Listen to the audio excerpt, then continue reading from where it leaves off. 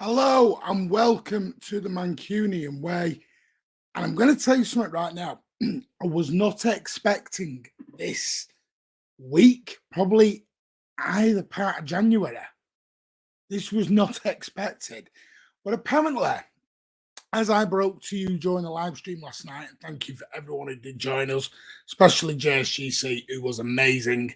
And he will come on again because it's always great to have City followers and City YouTubers, fellow City fans on the show.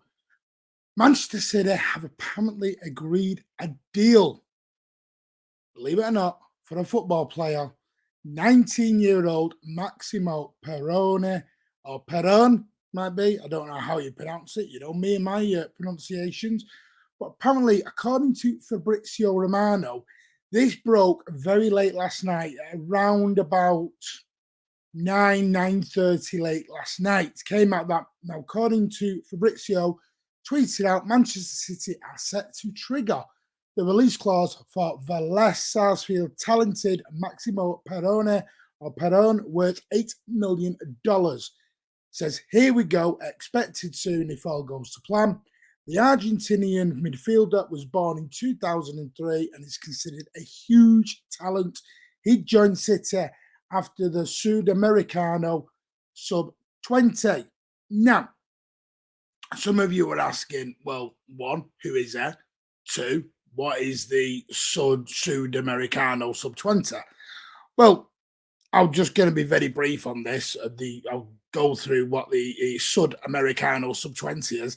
It is the 2023 South American Under-20 Championships, which will this year be the 30th edition, and it will run from January until February 12th, 2023, which is then when he is expected to join up with Pep Guardiola's men.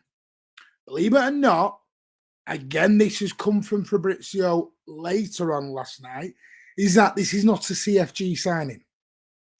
He is joining Manchester City.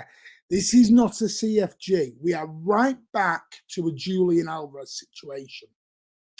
So what I did today, because this is why the videos come out late, I wanted to actually listen to other people, read up on this young fella, and I also wanted to watch a few clips just to see what all the fuss was about.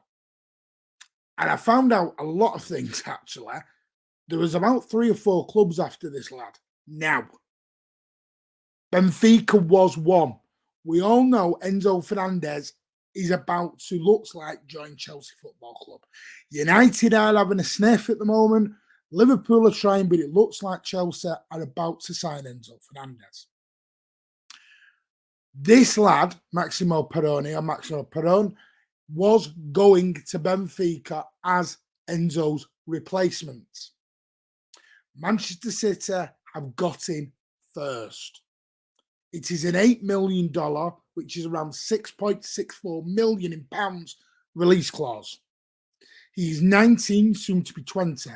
He plays as a number 6 CDM, can play a CM role, but majority of the time he is a CDM. Again, you're asking, we've got Rodri, we've got Phillips, why? He will surely be a CFG. He'll surely go out on loan. To me, I don't think so. I think City have been very clever, very, very shrewd here. I'm going to give you now my opinion. Manchester City have spent not a lot of money at all. I said seconds ago, Benfica were after him. Newcastle United, anyhow, were very, very big on this young lad. They really, really wanted him. They wanted him in January. We have got him first. Chelsea were having a look. Other big clubs around Europe have been looking as well.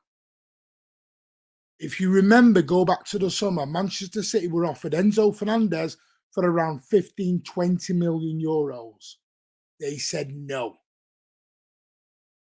3 months later, he's on the verge of joining Chelsea in more than 120 million euros.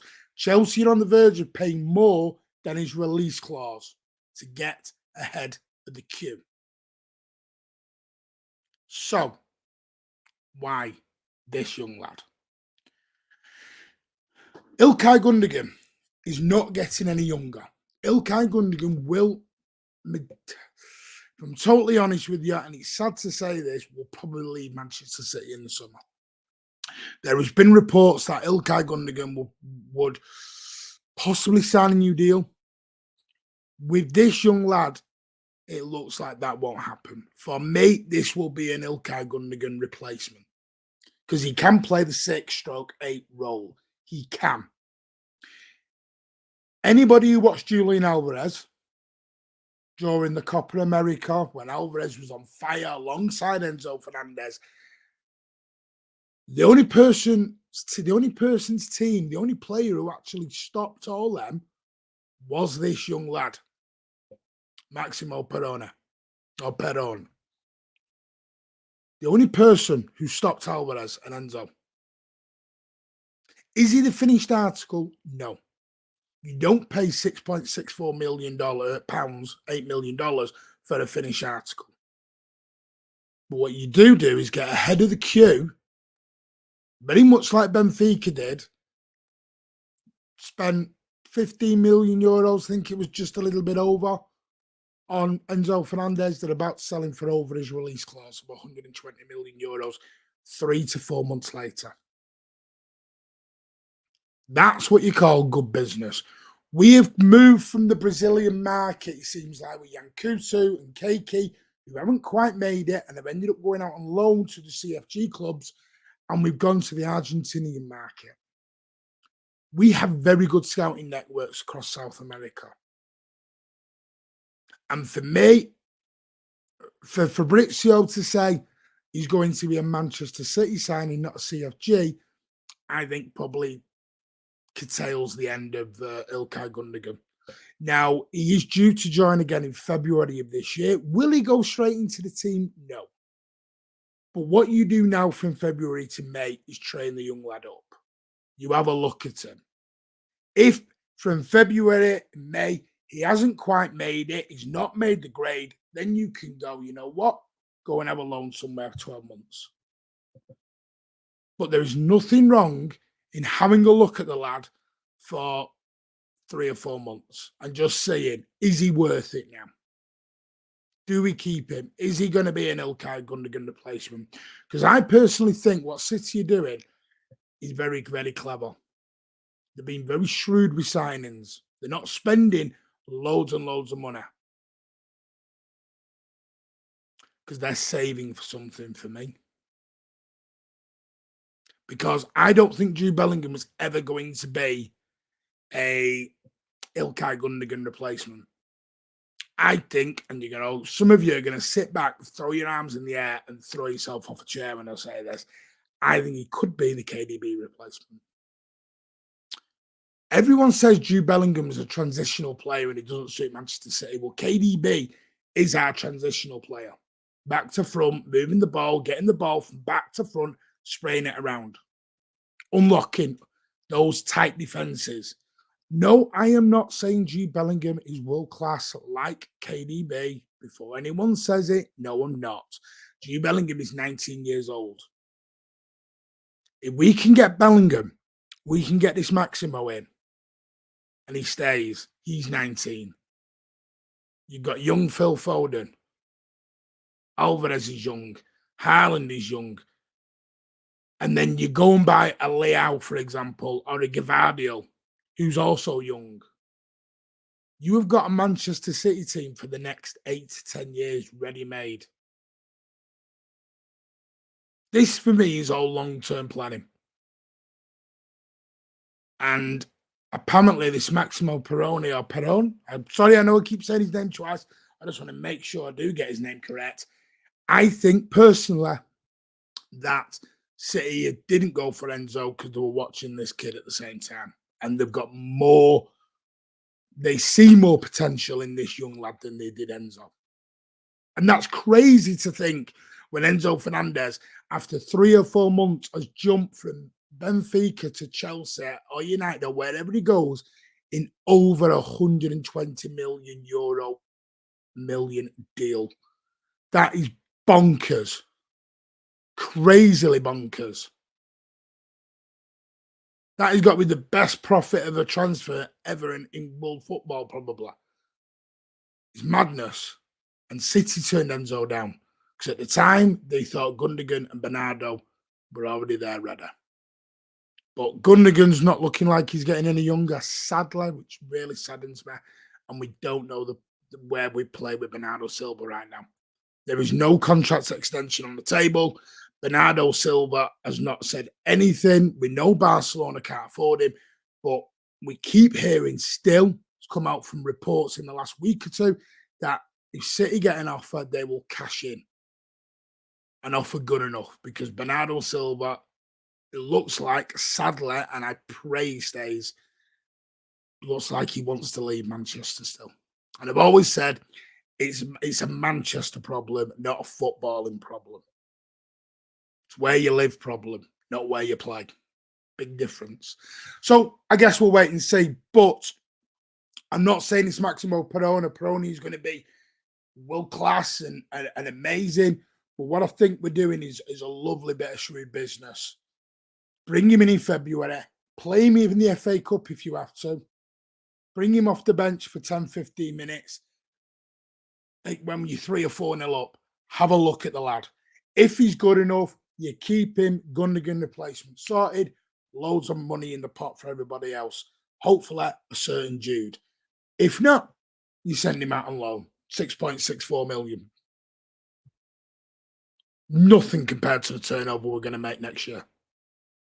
And again, we're beating Newcastle, Benfica, and Chelsea were looking, and 2 or 3 other clubs around Europe were also looking at these young lads. Consider I've jumped to the head of Kim and triggered that release clause. I said it's not fully 100% done right now. This has just come from Fabrizio Romano, Sky, and now everyone else reported it, that yes, City are going to trigger the release clause.